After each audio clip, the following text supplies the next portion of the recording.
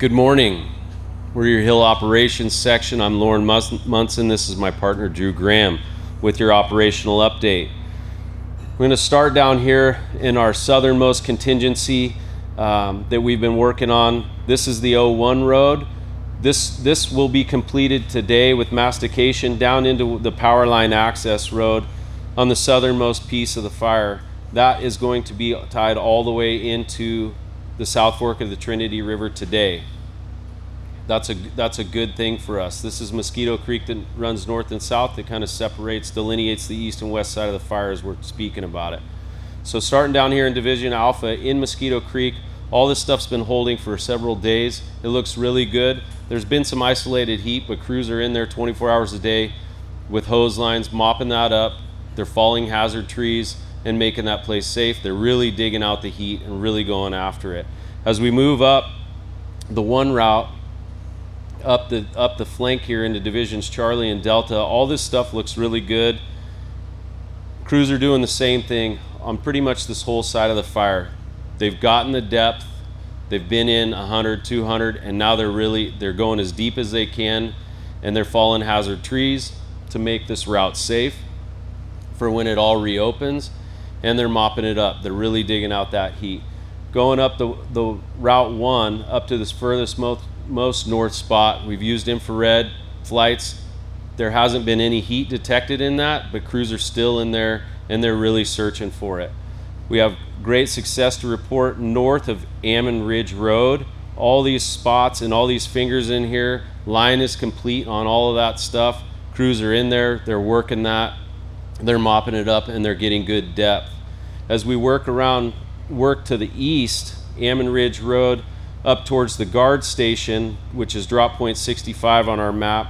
All this stuff looks really good. When we get in between the guard station, drop point 65 and drop point 60, an interior island torched yesterday and threw a spot. Crews were right there. They attacked it aggressively. It got to be about a half an acre. It is 100% mopped up, but it was there and it's out. As we work south down the 06 road from drop point 60 down to this road here, all that stuff's holding. It looks really good. This slop over that we spoke about yesterday that ran up Sugarloaf Mountain and kind of started to back off the backside of Sugarloaf Mountain onto the east, that looks good. Crews are in there. It's still there, obviously. It looks good. Crews are plugged in on that. They're cutting it out. And it's holding in its footprint. They used helicopters all day yesterday, and congruently with the direct attack actions, dozer lines and hand line got put in to create a bigger box around that. So we do have countermeasures in place. Coming down the 06 road further as it drops into Mosquito Creek going back towards the west, all this line that was put in a few days ago, it's holding and it looks good. Crews are in there mopping it up. They're getting good depth.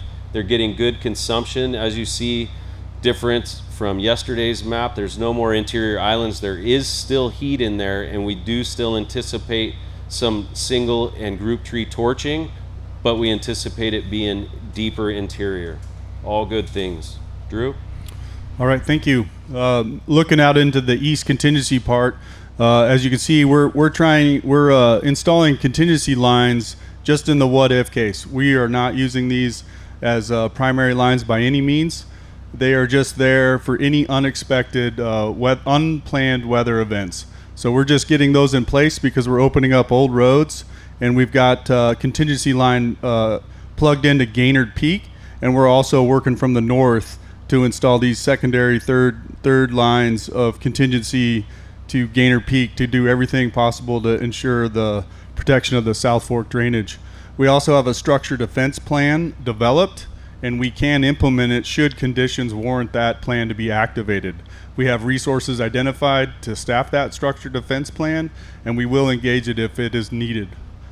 And then on Hennessy Ridge, that opening up old control lines from previous fire years is ongoing and continuing. Again, just as a very far out planning action in case unexpected weather shows up or fire conditions increase to where we have those lines built, and we can focus resources on direct attack.